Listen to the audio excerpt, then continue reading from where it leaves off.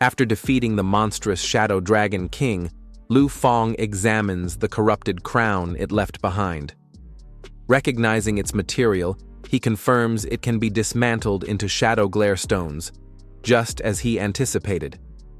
As the crown crumbles in his hand, its energy disperses into fragments.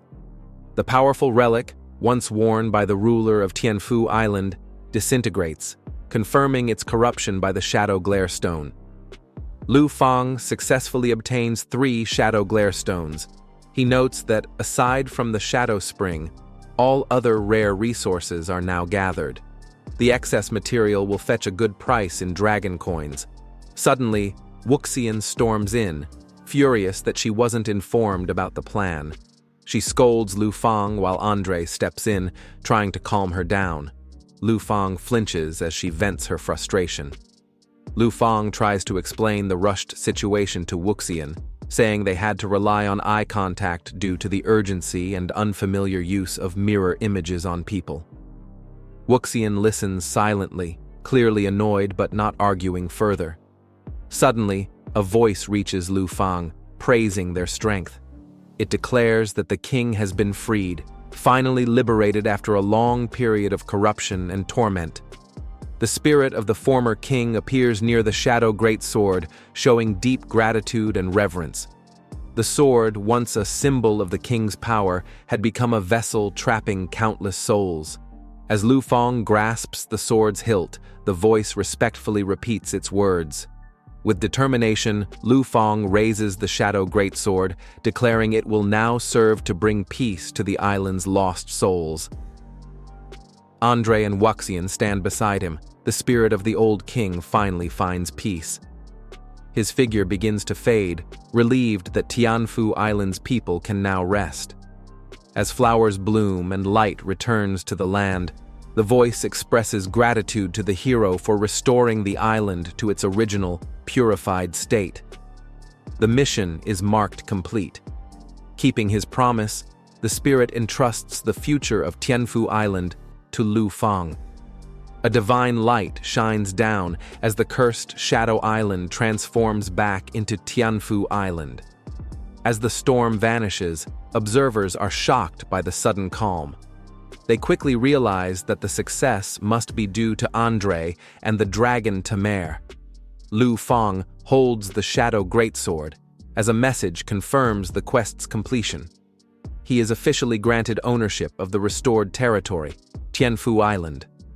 Lu Fang expresses surprise at gaining a territory. Wuxian congratulates him, admiring that he earned it through effort rather than inheritance. Details of the new territory system appear. The land will now generate resources, host monster respawns, and provide a steady income and experience pool for Lu Fang. With the island purified, Tianfu now generates valuable resources like blessing water, gold, and rare stones. Lu Fang realizes the potential for trade, quests, and even transforming the island into a vacation spot. He considers the flexibility of switching back to Shadow Island mode. Doing so would reactivate its defenses, storm clouds and miasma fog, locking out outsiders and changing the resource output. In Shadow mode, fierce monsters reappear, making it an ideal place to train dragons and puppets. Lu Fang can use it for leveling and automated grinding. Despite the progress, Lu Fang feels uncertain. He sighs and wonders what to do next. Noticing his mood, Andre checks in, sensing something is bothering him.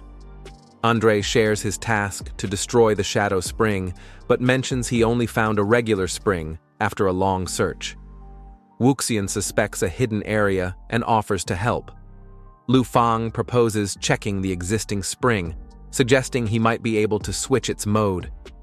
Wuxian hints that since he owns the island now, he likely has control over such features.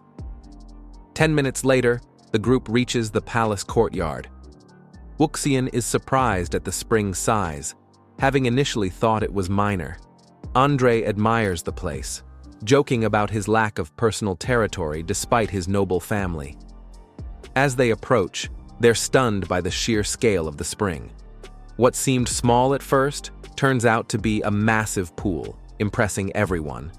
Andre confirms that the spring can be reverted to its corrupted state by switching the island back to shadow mode. Lu Fang agrees, noting the connection. Wuxian, captivated by the spring's clarity, playfully expresses her desire to bathe in it. Lu Fang quickly protests, embarrassed by the thought. As Wuxian touches the water, she's surprised by a strange sensation. Lu Fang immediately asks if something is wrong, noticing her reaction. Wuxian explains that the water boosts attributes just by touching it. Andre, excited by the effect, eagerly wants to try it himself. Andre confirms he can feel the blessing effect from the spring. Lu Fang explains that each level grants 10 seconds of attribute enhancement, allowing him to boost his stats significantly. Andre jokes about selling the spring water for a profit, even offering to contact someone to start the deal. Lu Fang shuts him down, saying his focus is on helping complete the mission first. Without warning, the territory mode is switched back to Shadow Island. The sudden transition catches Andre off guard as he shouts in surprise. Elsewhere, others notice the sudden shift in weather.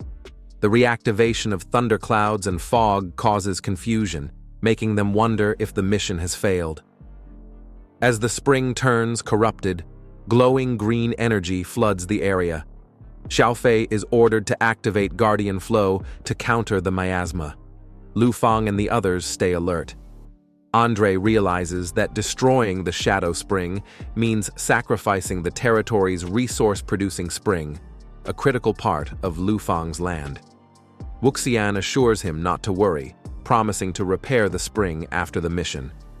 Lu Fang adds that while they're at it, they might as well rebuild the entire ruined city.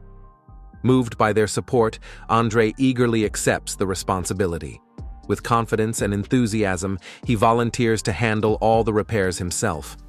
With a powerful strike, Andre enthusiastically promises to turn the ruined land into a paradise. His energy and determination mark the start of the island's transformation. As the mission ends, Lu Fang reflects on the gains, rare synthesis materials, a newly unlocked territory, and his rise to the status of a lord. After completing his task, Andre receives generous rewards. Feeling guilty for destroying the resource spring, he pledges to rebuild the island and offers Lu Fang a special gift.